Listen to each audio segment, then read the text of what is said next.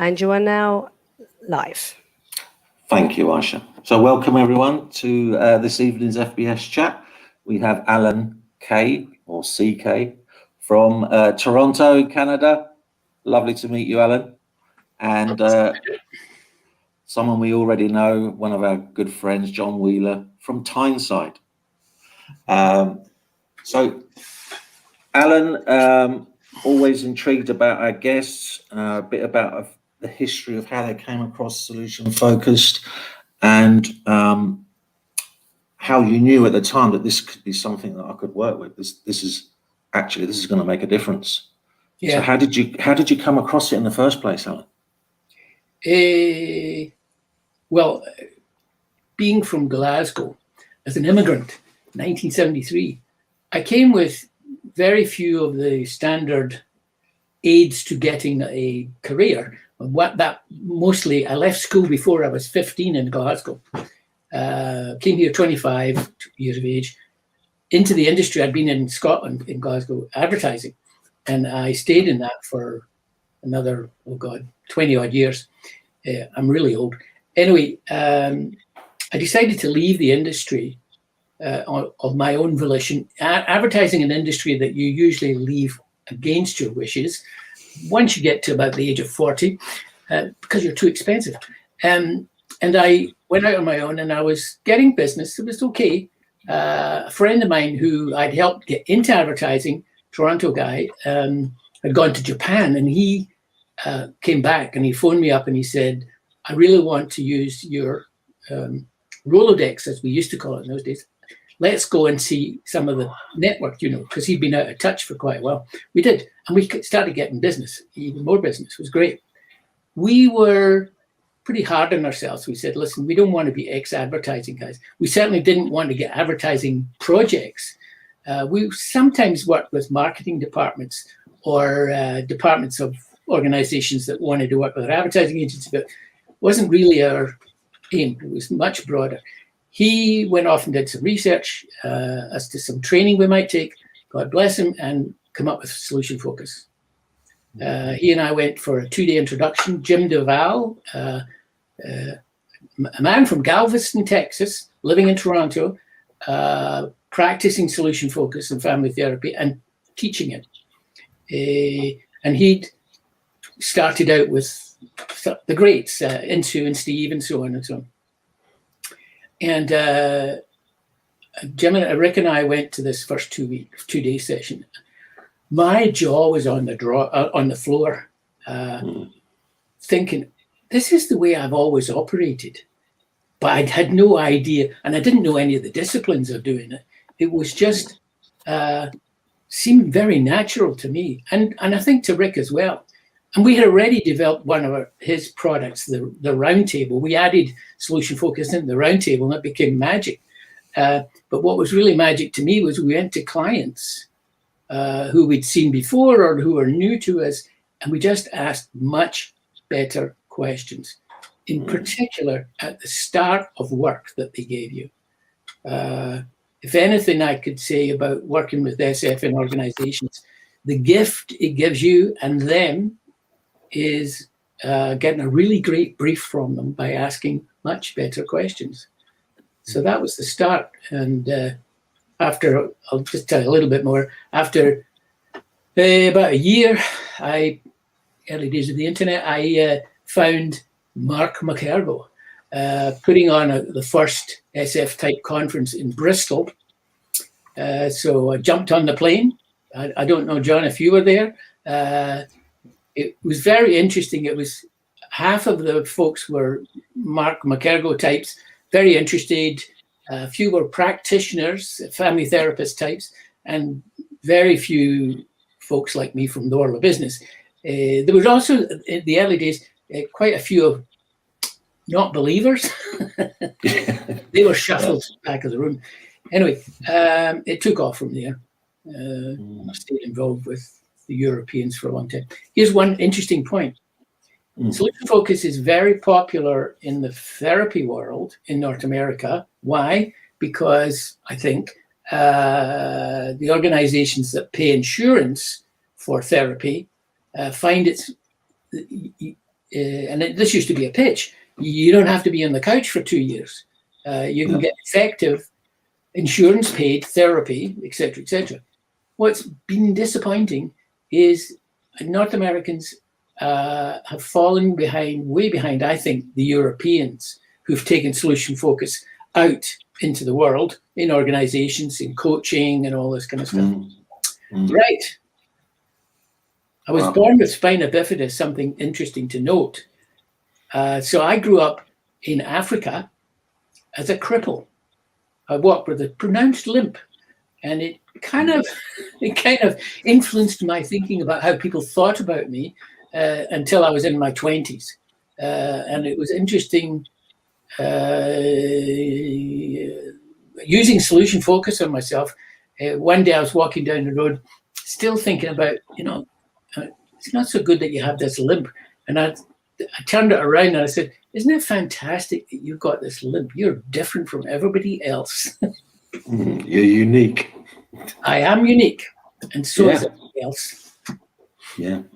And that's one of the beauties, I guess, of this approach. Whatever organization you go in, there's that uniqueness of finding out about them away from the logo and what's presented to the outside world.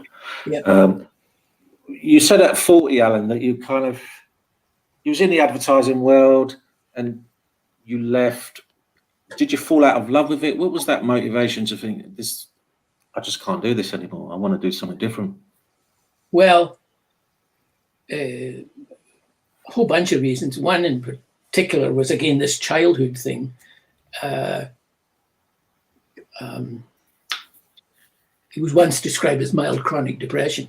I realized that staying in a pressure-filled business like advertising wasn't going to do me any good. I was getting older than most of my people, and I was a general manager of a relatively modest but well-known advertising agency, and I wasn't so in love with the business anymore. Interestingly, once I became general manager, I wasn't making advertising anymore. And one of the reputations I had was Alan Kay can get campaigns done that nobody else can. And that was for clients like Levi's and Coca-Cola in the good old days when they did advertising. So it was kind of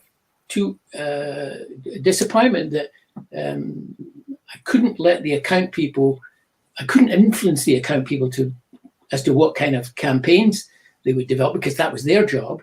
And at the same time, knowing that my head was bursting with these ideas, many of which got on screen or went on billboards. Not the creative, but the strategic driver of the creative. I could tell you many stories. I just knew I had to leave. I was about 40 and needed to do it. And I had to apologize to the two guys I worked with whose name was on the door. We were owned by a New York agency, but we were pretty independent. And they kept saying, "Why are you leaving?" And I kept saying, "Honestly, guys, it's not you. My head is full of this stuff, and I need to go and practice it somewhere else." Brilliant. John, go for it. Yeah, so Alan, you were saying that earlier on how when you came across solution focus is very, very recognizable because it just seemed natural to you. And that reminds me about people who've turned up on my training before, and some will say quite specifically, "I've been doing this for years now, I've got a name for it." And I wonder what it was that particularly resonated for you and you recognized. Could you say more about that, what you recognized and thought, yeah, this is, I could do this stuff? Yeah, well, when I was developing campaigns for, I guess you could say I was leading the development of campaigns for clients like Coca-Cola, Levi's, and so on and so on. And I did that both in Toronto, and then I worked on projects in New York and LA, and very exotic and all that kind of stuff. I realized that when I was going to brief the various agency people, just telling them what strategy, etc., wasn't going to be enough. So I'd interview the clients, and I'd say to the clients, before we start developing the campaign, can I go out with your retail folks, your salespeople, and go across the country with them, etc. And a good example of that would be, for example, Levi's one Christmas period, when I came back, I realized that the salespeople, the early days of the end of blue jeans and Levi's, when the fashion thing took over, that the sales guys, and they mostly were, of course, guys in those days, needed a tool to sell the campaign. And so I got the creative guys, as they were developing the campaign, to come up with visuals to give to the sales guys. And one of them was a cutout, cardboard cutout, and it was a hand coming in like this, or something like that.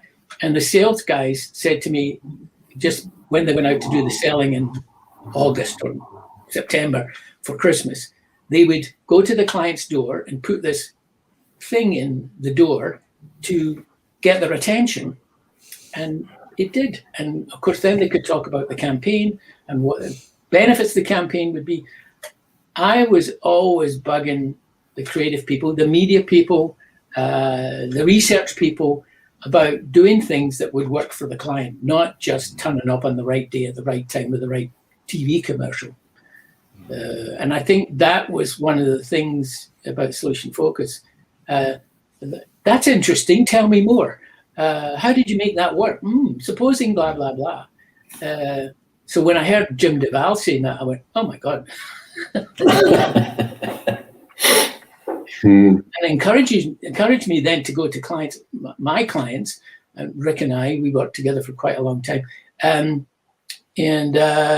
start off with, so your interest is X, Y, and Z. When's that not a problem?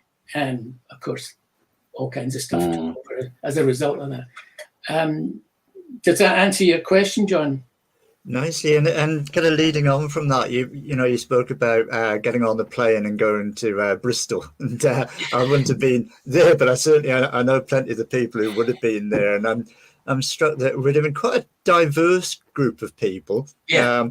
But the ones that are all kind of signed up for Solution Focused, you would have found a commonality there. So I wonder what you were hearing from them. How do you think? Well, I'm with like-minded people here. What was the commonality?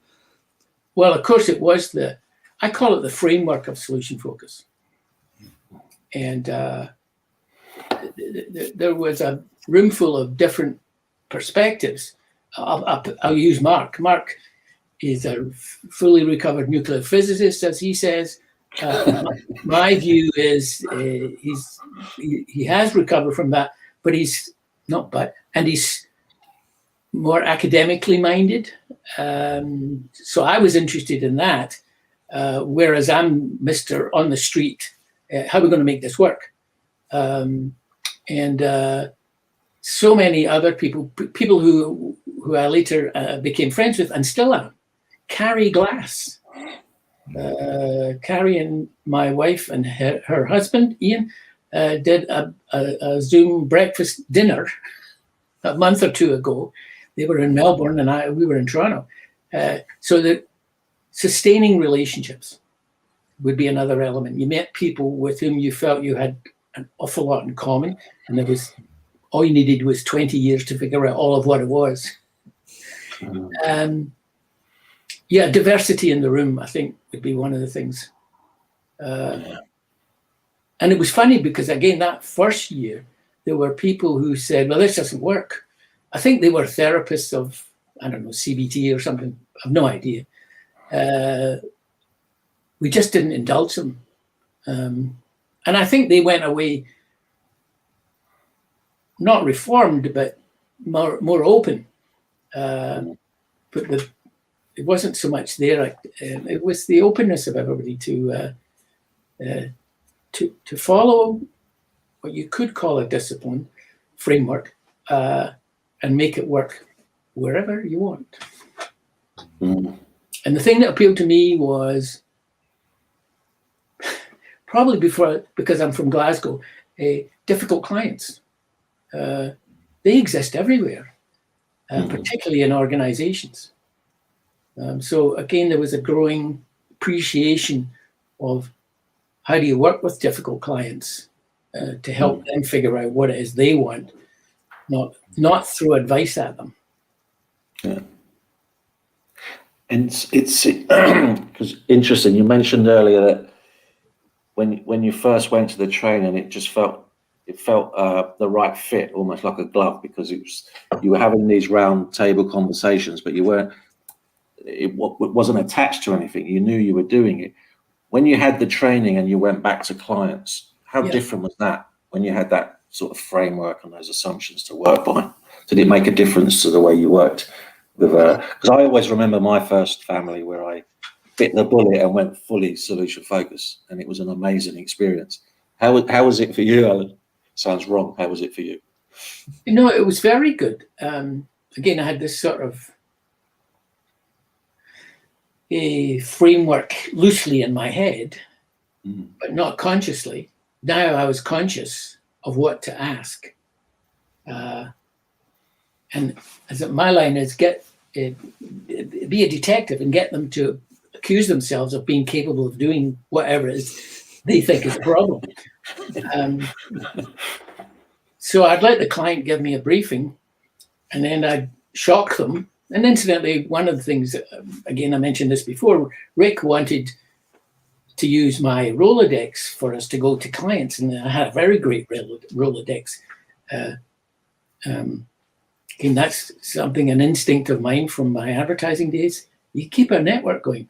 It was the early days before many people figured out that networks are critical. So saying to quite often I knew the client. I'd met them years before in advertising at Procter & Gamble or somewhere. Now they're working in a bank. So I would always start off with, once they'd finished, so tell me what do we not need to change? What's some of the resources that you have in these people? What would you tell me worked really well at the board level? Because these were often 20, 30, 50,000 people businesses. And you're working with a department of maybe 200. So you wanted to help them see not only that you were interested in the larger picture, what did we used to call it in those days? The matrix. Then you could start saying, and supposing your IT team became aligned with the sales team, what would you see that looking like, et cetera, et cetera. Now they would say to me, this is great. Can you give me a proposal? We're doing an offsite in a month. Usually some Niagara on the Lake used to be their favorite. Didn't like it. The location's lovely, but the journey there from Toronto to rush hour is horrible. So I eventually persuaded them to do the work at home in their offices, their building. They would say, can you give me a proposal? And can you give me a quote? And I'd say, I'd be happy to give you a proposal, and I'll give you a quote, but it'll be a wild-ass guess. The proposal will also be a draft. What I need to do now is go and interview a cross-section of your folks, some senior, some mid-level, etc., whatever, some frontline, some back office, and I'm going to ask them exactly the same questions so that I can help the team. It's going to help me write a better proposal, but it's going to help the team recognize what it is they're capable of, stop being frightened of the complexity and not talking about the problem, et cetera, et cetera. So I'd go off and do that. And write a proposal. And what was fascinating, didn't take me long to figure this out, the level of trust at which you went in to an organization, usually not particularly trusting of outside consultants, was phenomenal. And Rick and I keep saying I wrote the proposal, tended to be in those days I wrote them, but I'm not quite remember. Anyway, we wrote the proposal. There was a guy who Rick had interviewed in this pre-writing period, and it was a bank, and it was a particularly difficult situation they were in, and we had rented a big mansion in town. Not our idea, but the client wanted it. And this senior guy almost bounded over one of the couches to come and speak to Rick and I. And he says, You know, when you asked me those questions, I thought they were crazy. After you left, I walked down the hall and I asked some of my colleagues the same questions, and I want to thank you. That's why I'm here today. So the point is you're using solution focus from the beginning, which is what we always want to do. It's just, you know, you can get waylaid in large organizations by them asking other things. Yeah, so it was a great way to build trust, to not have them worried about the proposal. And incidentally, storytelling was big in that, particularly when you took the proposal in. Oh, we did this for Shell, we did this for blah, blah, blah. To give them some comfort about the complexity that they were about to tackle. And certainly the price wasn't an issue. I keep mentioning banks because in the early days we did a ton of work in banks. Rick and I worked for one bank. It was called Canada Trust, and then it was taken over by a much bigger bank, TD, became TD Canada Trust, second largest in Canada. And we worked there for 9 years. Wow. And we never went back and said, can we have another project? They just phoned. Fantastic. There are so many stories about what we did in those days that allowed them to be secure, really secure in knowing that they would get a result. Not we would help them, but that they would get a result. Yeah. So many stories, but here's the last one for them. We worked in all the divisions of the bank. The one that we hadn't worked in was wealth management. They'd actually bought this group with a senior sales type guy in wealth management from another bank, brought him in, and they had resisted us because what the topic we were working on for a long time was their brand. We weren't developing the brand, we were helping the organization live the brand. And they had icons and all kinds of stuff that we used to help shift the whatever. Anyway, we were eventually told that we were going to work with wealth management. They might not be too enthusiastic, but they've been told. So needless to say, there was a fair amount of resistance. We got it done. And the head of that division left shortly after that. They had a very good chief executive officer who believed in people, believed in the brand, all this kind of stuff. And he also believed in being really firm with those that didn't get it. So we did the work, helped that division move forward about the brand, including having their own unique version. But because the senior guy had resisted so long and was probably resisting other stuff, it was an opportunity for the bank to say goodbye to him. We never interacted much with him, if anything. That's a side story. Yeah.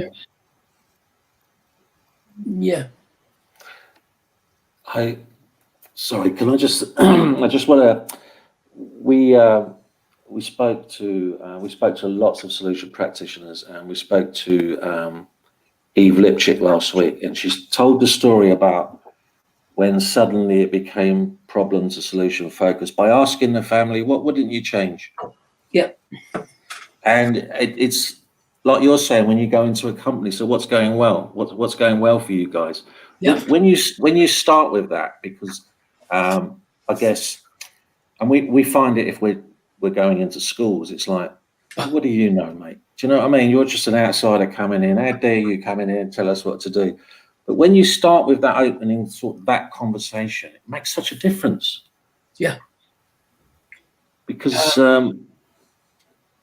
it's interesting because I did a lot of work with Sean Lincoln. I don't know if any of you know, in the college system 10 years ago for a couple of years. What's funny is I don't really care what their structure, culture, processes are, whether it's a bank, a metal conversion business, German-owned, in a small town in Ontario, Canada, not doing their job. or the kind of example you've given. And in quite a lot of it that's where I used to run into the union idea, union notion. I just don't think it matters. Whether it's a family or just ask the questions. Yeah. And the lovely piece I was reading the other day, every word that's said, I use the word emergent. The whole thing's emergent. You write down the proposal and you kind of follow the proposal, but it's their emergence that allows you to just keep asking better questions. So some of the schools that there were colleges that we went into, there was quite a lot of angst. Teachers tend to get into certain ways of thinking. Their management does too. They've got whatever it is, that testing system that used to be imposed on them. Then you've got the unions, etc., etc. I have yet to find a flaw in, again, what I call the framework, the solution-focused framework. I'll tell you the Jim Duval story that, like, hallelujah. He said, one day I was working with this very difficult family, and he said, and I had a couple of observers in the back room, and he said, one of the members of the family said one of those holy cow statements that you have to think, what the fuck am I going to say? So Jim said, I just asked him a question. And then I thought, what's the next question? And I was thinking about the next question, and I'll put my head up, and they had answered very well for themselves. They were not stuck. He just asked kind of whatever question came into his head while he went off to think about the smartest question. It wasn't necessary. It's not to say you don't run into problems with teams. Rick and I did one group. Yes, unfortunately, still bankers. They had a culture that started in the board. And the board, the line was, we hire smart people and we set them against each other. Kind of, what's his name? King Arthur and the Knights of the Round Table.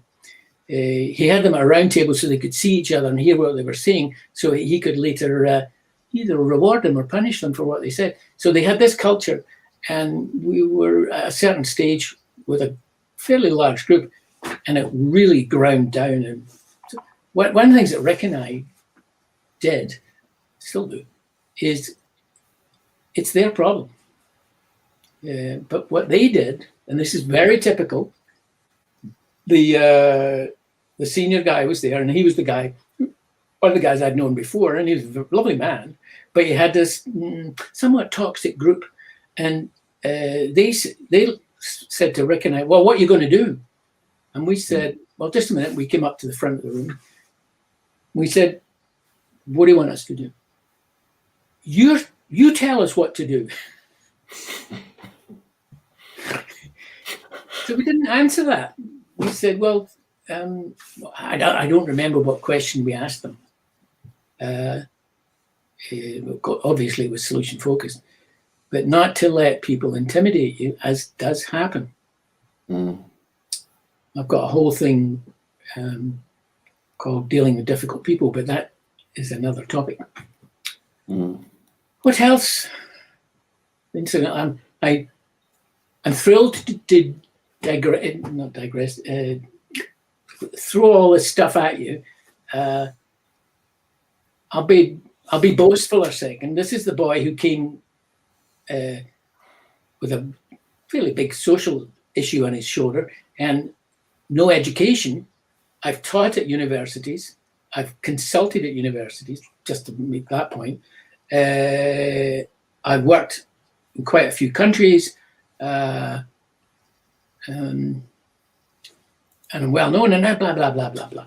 I made a shitload of money doing this, is the point I want to make. And it's not It's not because I'm brilliant. I am brilliant at certain things. Solution focus made that happen. I was earning a good income, but I kind of tossed it aside when I left advertising. So I don't know how much of a validation that is of solution focus, but it made a good living for me. Yeah. Which is why I now say I'm not interested in working for money, but I do volunteer a lot of time. And we will remember that. Aisha's already made a note of that, Alan. Well, you'll have to. I'm typing the email as you go. I'm just joking. You'll have to climb over Christina Mull.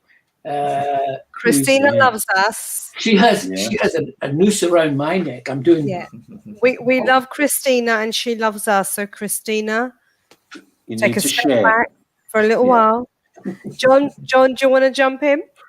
Yeah, one place we were at together a few years ago, Alan, was the trainers conference in Bad Soden near Frankfurt. Yeah. And many people there were organizational consultants, and some were, pitching to businesses and, getting the work. Some weren't necessarily getting as much work as they would like. And there was a question posed, which I suppose I want to raise again with yourself, that on the face of it, solution focused could look like it's kind of not the easiest of proposals to sell. Well, your folks are the experts here. I won't have any answers. You'll have them. I don't know what I'm going to do till I'm there.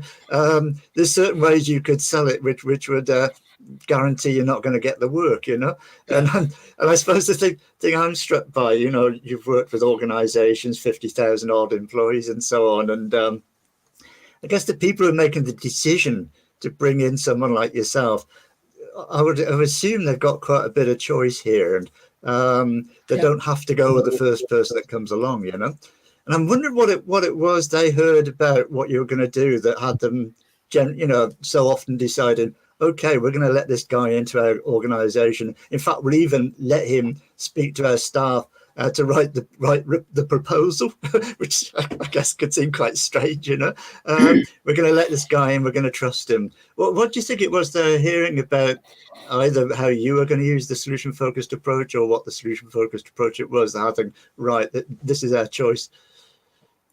I could go on about this for an hour. First of all, many things. I'll pick one provocative one. I never sell solution focus to my clients. No, I don't. It gets mentioned, particularly in the bio piece that you stick at the back of the proposal. Secondly, there's work I just stay away from, where I know they won't appreciate the approach because of politics and so on. There's times, one guy in an organization we're doing quite a lot of work from, he got a new boss. The new boss preferred to use consultants from the States. He called us up and he said, I still need a proposal. Would you mind putting one in? But the truth is the new boss wants blah, blah, blah. And so we said, of course. So we put it in and he phones us a week later and he says, I'm sorry, predictably, they're going with the US guys. And we said, that's fine. About a month later, he phoned us and he said, any chance you could come down this afternoon? We've just fired the US guys. And a line I've used in some of the pieces of work about job interviews, never need the job. And my personal part of it is don't bother trying to sell solution focus. Sell results. Build trust. Use solution focus at the beginning to build trust. And if they don't want you, that's their problem. Now, also, over the years, run into a lot of, in the corporate world, they put it over to the procurement department. And when a client says to me, initially I did go through that, but I gave up after a while. When a client said to me, we have to go to procurement with a bunch of proposals, I'd say, listen, I don't know if I can help you, but I do know some people who can. it's not about being picky or fussy. It's going to focus on something else. Early days, again, a lot of procurement stuff. We're very sorry. We love your proposal, blah, blah, blah, blah. But why was that? Because the procurement people never spoke to us. You know, they think, God bless them, they can hang around in the wings making decisions about complex purchases of the organization. What else? Yeah. A couple of times, one in particular was an organization that had an office just down the street from us. Went into the woman, and she was very, very welcoming. Love your work. I heard nothing but great stuff. I do have to talk to a couple of folks, but I'd be very pleased. And no procurement. Don't worry about that. I'm very pleased to talk to you. And so I listened to her and asked my usual questions. And I said to her, I'm not the right person for this job. And I meant it. It needed certain knowledge of the sector. It was private home care for whatever, a big organization. I said, but I do have a colleague who's very big in this area. May I hand them over to you? And she went, yes, please. She was thrilled to get that kind of support from me. And he got the job. And then he sent me a nice check acknowledging my help. Let me go back to this not selling solution focus. Of course, when you're selling coaching and training, neither of which I sell, you are required to declare it solution focus. That's its USP, whatever. And it's an interesting issue for the coaches because there's so many of them now. I'm trying to say this purposefully. They're selling to each other as well as selling into organizations. My view is selling into the people who buy this stuff, HR, people development, whatever, service departments in organizations, it makes it a bit harder. I rather sell to line managers who own the problem or own the issue, the opportunity, and forego rejection. Incidentally, it's hidden across the top of my forehead and goes on like a light when I go into an HR group. It's not that I don't like working with them, it's just doesn't work for me. So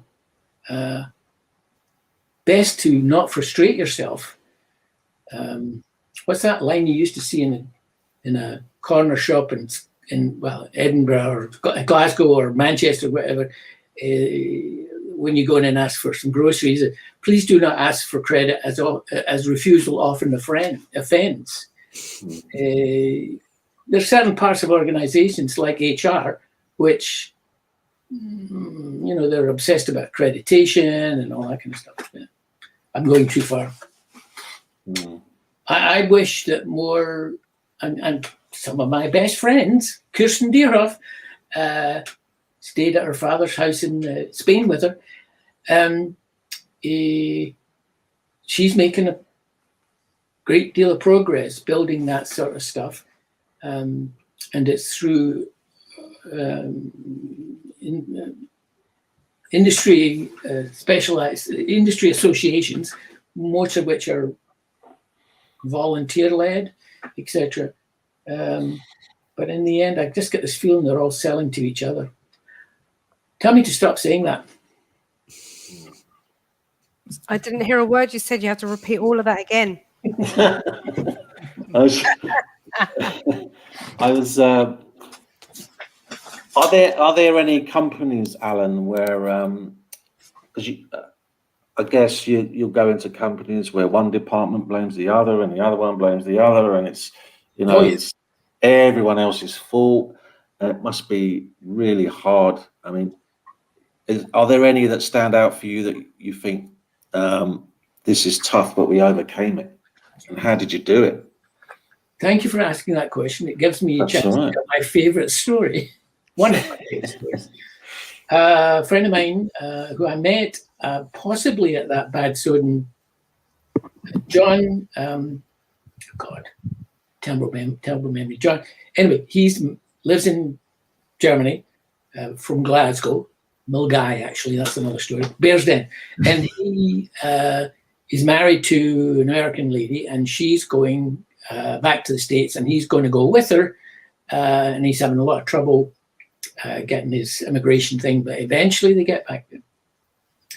And his wife gets to know me, and she phones one day and says, I've got a client in Germany who I left behind, and he has a plant, or they have a plant in Ontario, a small industrial town, and they have some serious management issues.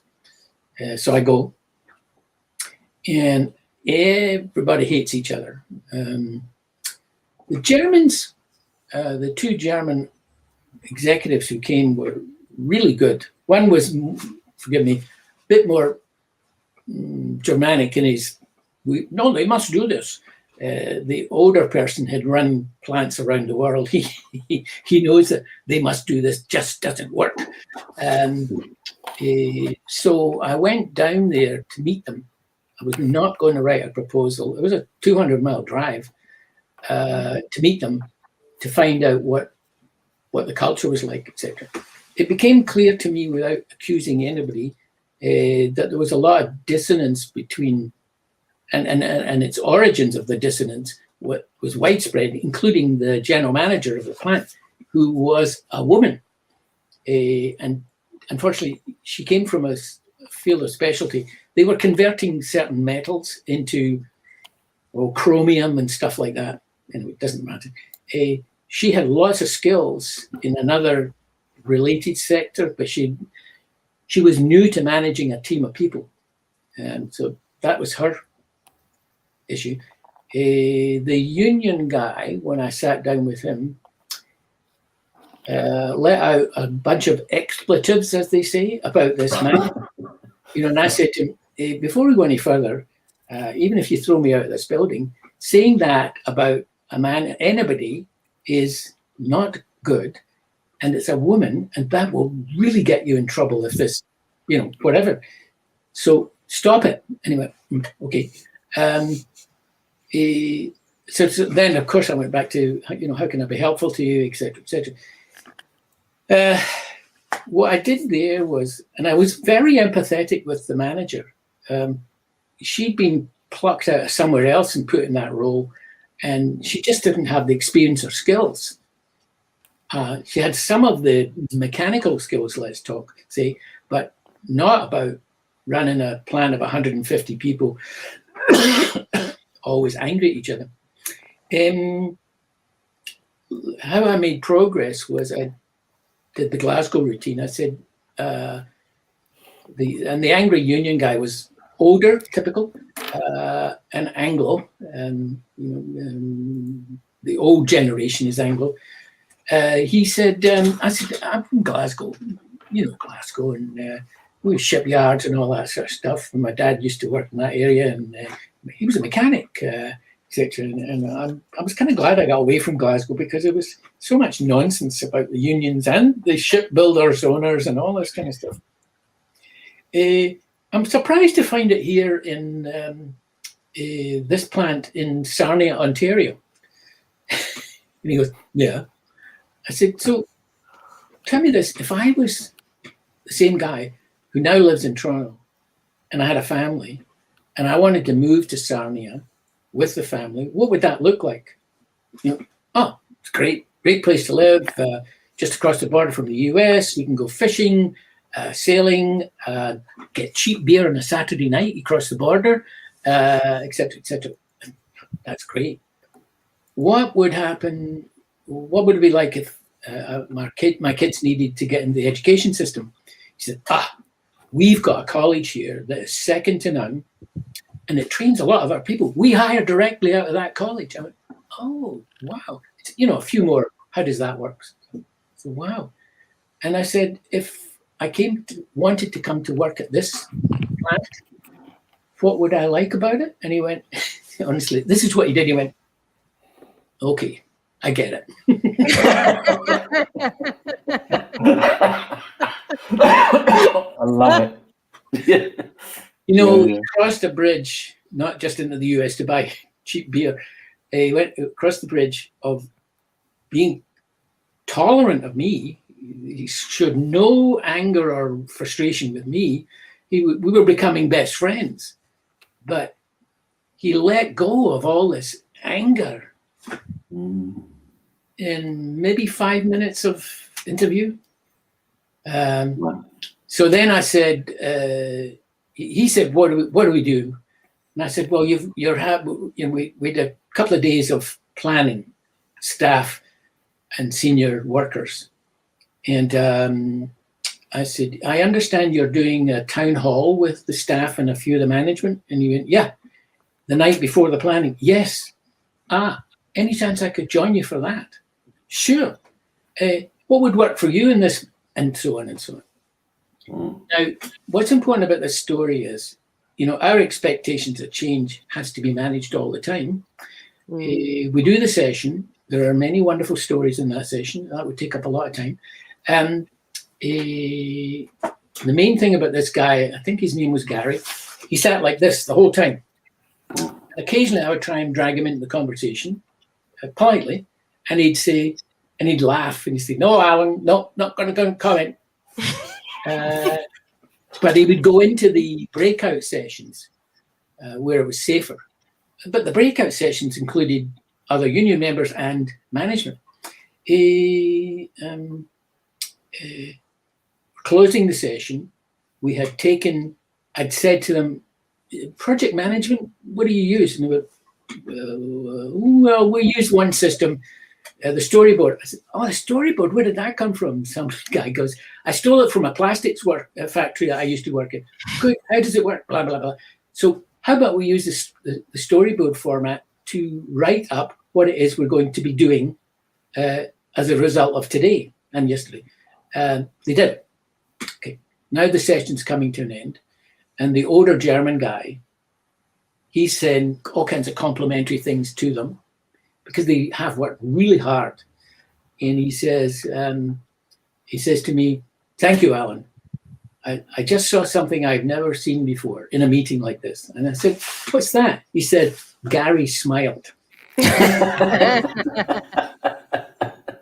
Now, this is a German who works for an international company. And the threat was the plant can be closed tomorrow because we have a plant in China. They're not as good as you, but we could upgrade the Chinese plant, which he doesn't want, and so on and so on.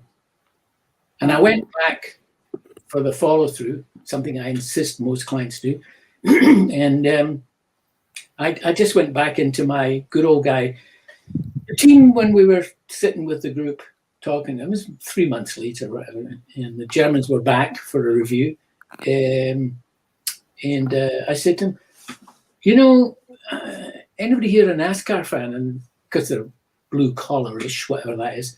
Yeah, I like NASCAR. And I said, well, I'm Toronto's only NASCAR fan. Something to do with my Glasgow roots. I know it's good old boys from the south and questionable values about racism and so on, but it's great racing, isn't it? And they went, yeah. I said, so when the driver wins the race, what does he do?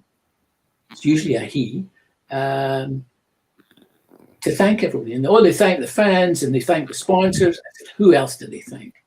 Oh, the team. Tell me a bit more about how they do that.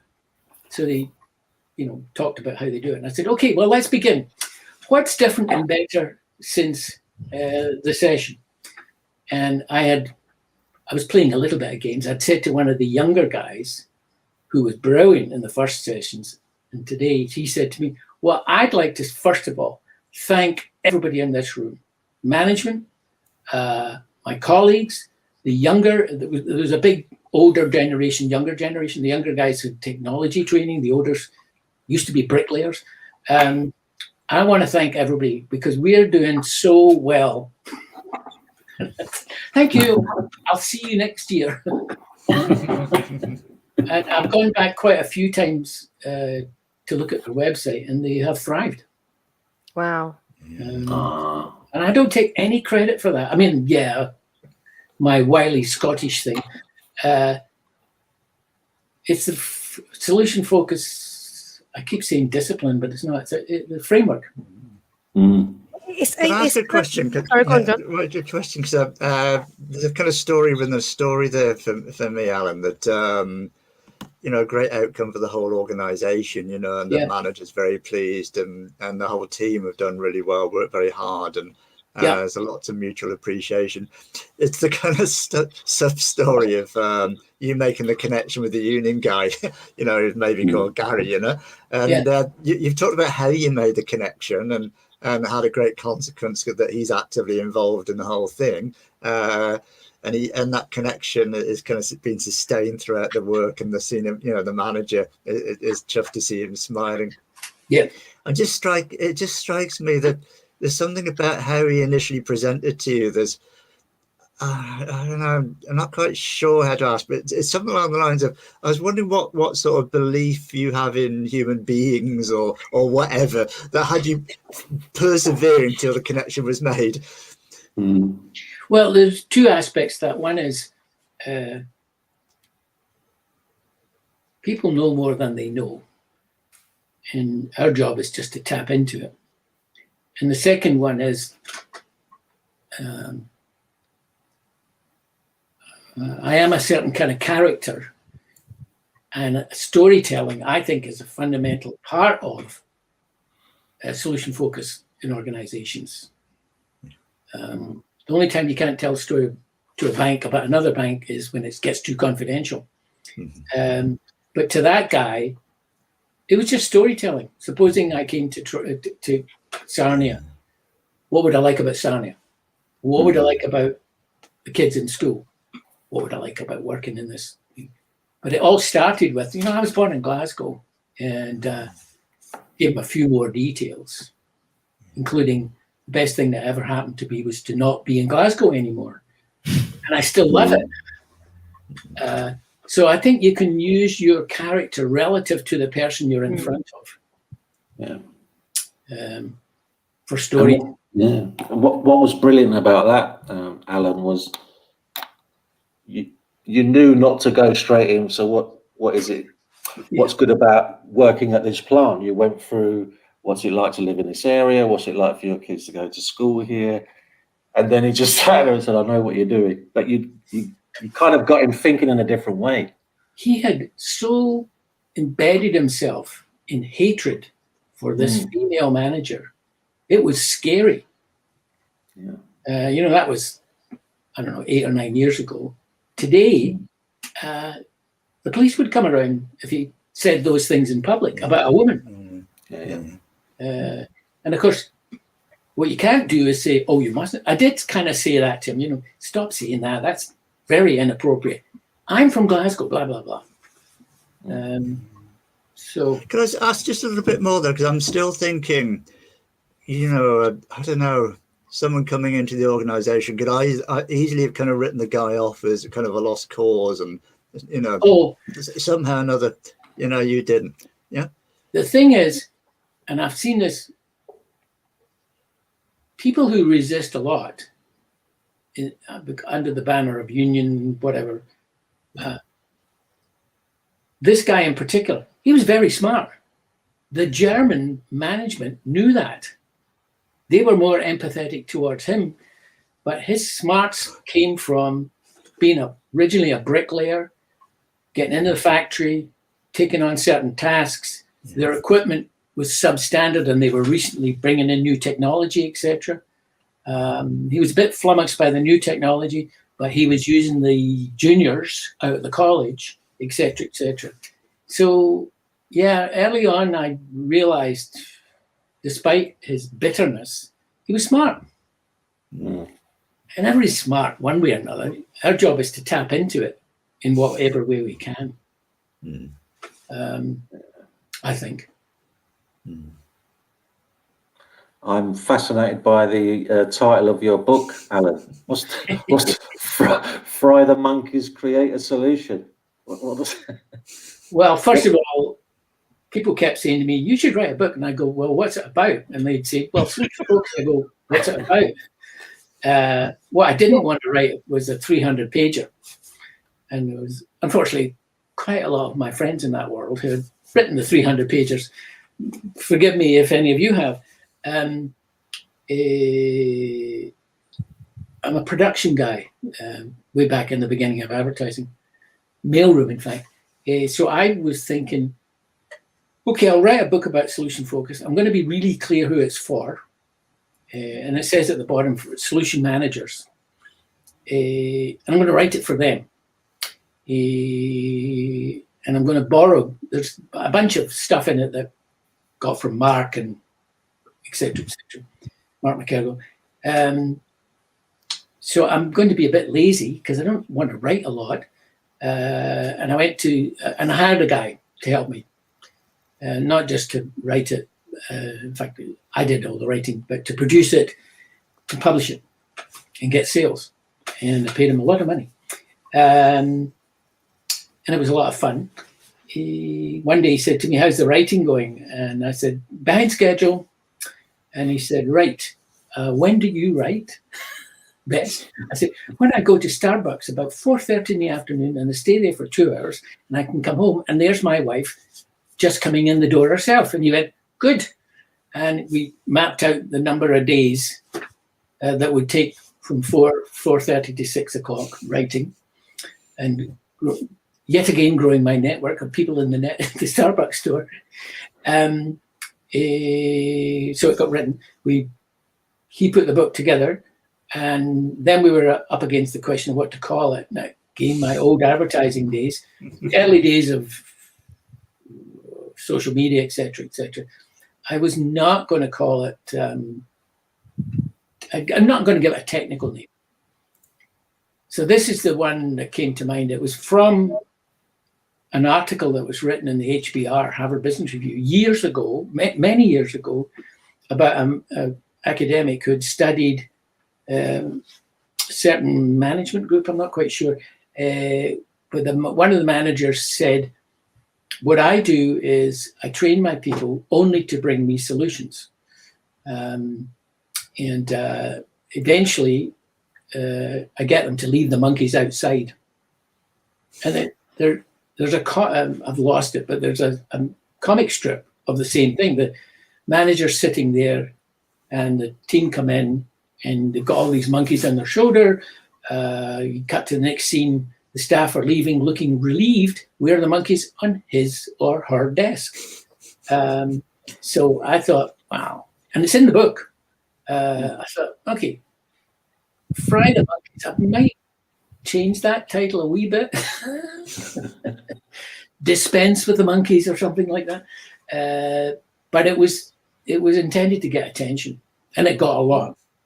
Because my guy, my promotion guy, he got me, I don't know, 5,000 followers on Twitter right away.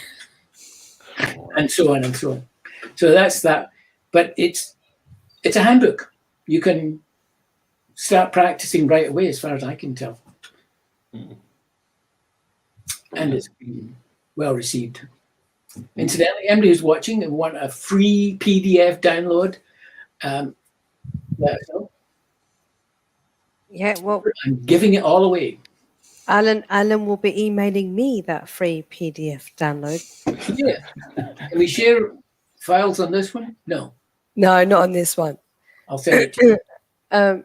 Because he likes us. But also, Ella de Jong, wow, so many stories, so interesting. Fry the Monkeys, one of my first SF ebooks. Wonderful to listen to Alan Kay and his experience. John, would you like to ask the last question? Oh, okay. So suppose you're in a lift. Okay, you're in a lift with a complete stranger, but you immediately strike up an affinity, and the person's really interested in you. But you're just moving from, one floor to a few floors, so you've only got 2 minutes at the most. It's a slow lift. The person says, "So what have you been doing in your working life then, Alan?" What would you say?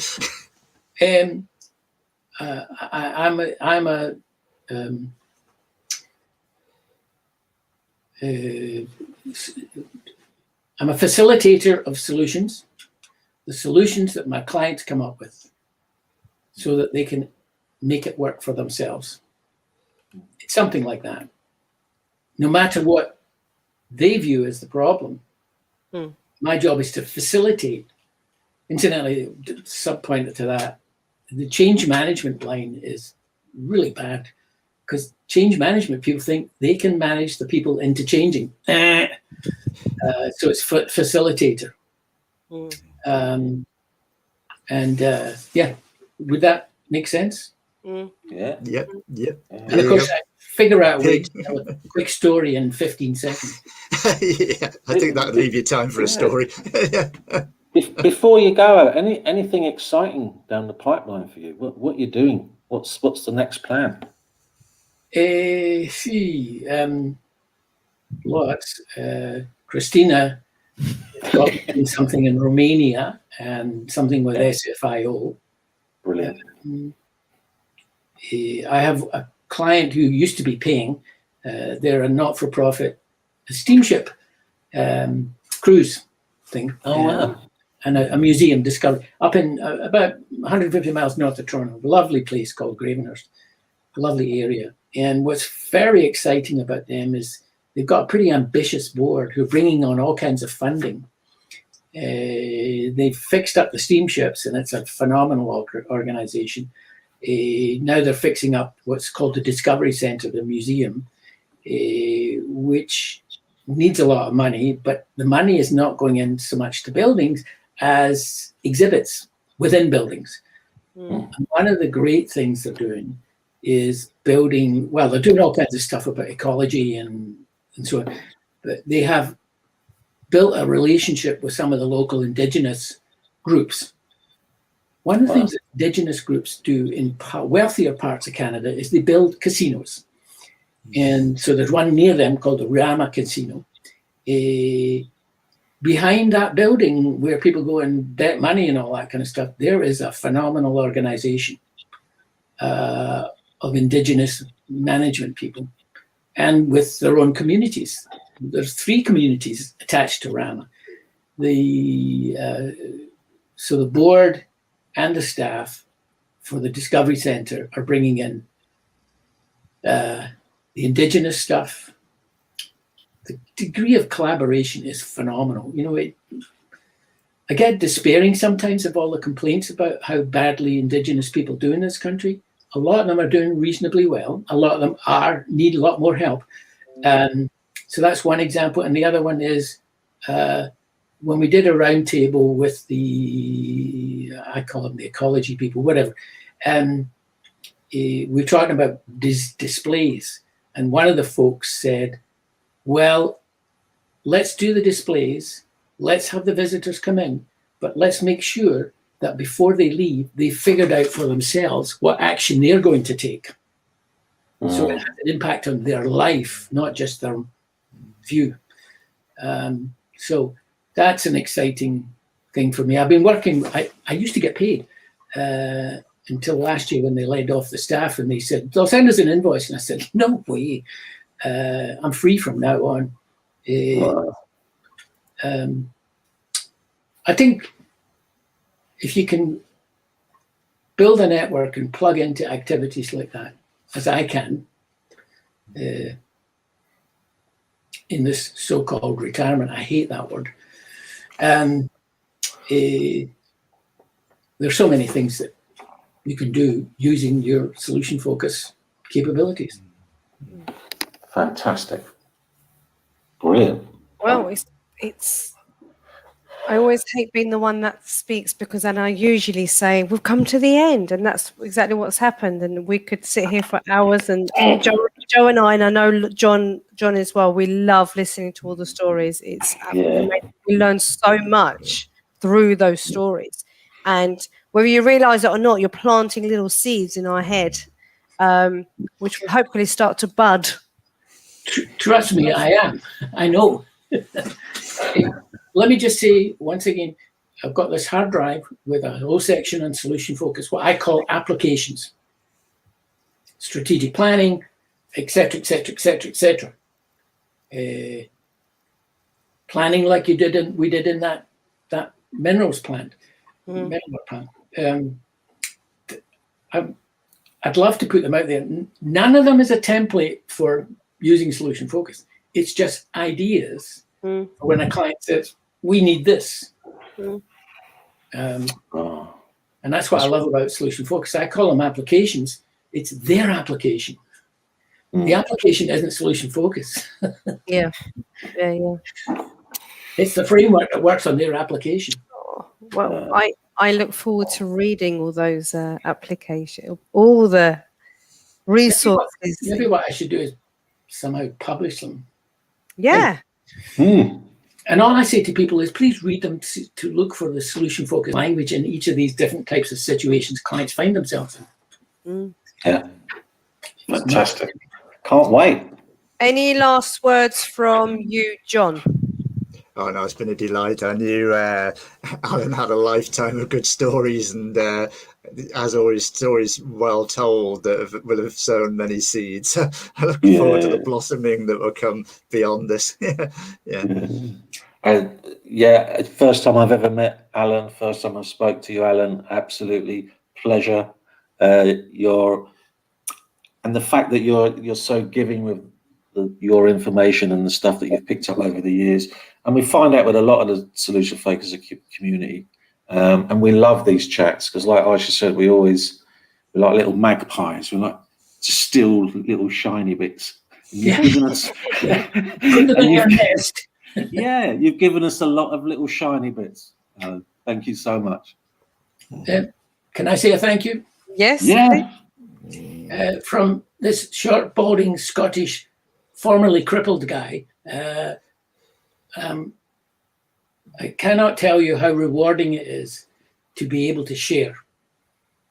I don't mind saying boasting, but boasting about what you're sharing that works so well for other people.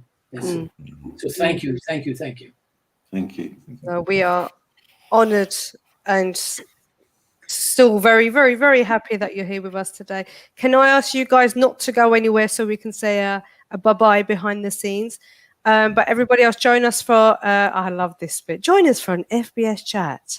Next Thursday with Pout from the Netherlands. She'll be joining us then. And the week after, we've got Chris Iverson and Alan's friend, Kirsten Dieroff, will be joining us. I can tell you stories about Kirsten if you want. Well, I have actually sent you an email while you were chatting, so please do read your email, Alan. But guys, don't press any buttons. Just stay right there. And to everybody else, and actually, while I'm here, thank you so much, everybody, for helping us raise over £1,000 the other night. I will not tell you what came out when I flossed my teeth. It was not great, but we did it. So thank you to the Family Based Solutions team who took part, to Darius, who we love, and for every single one of you who donated. And we're one step closer to saving our office. Love you all. And the next fundraiser will be in May. And then the boys are going to be stripping off in the office by having their legs waxed. So see you soon.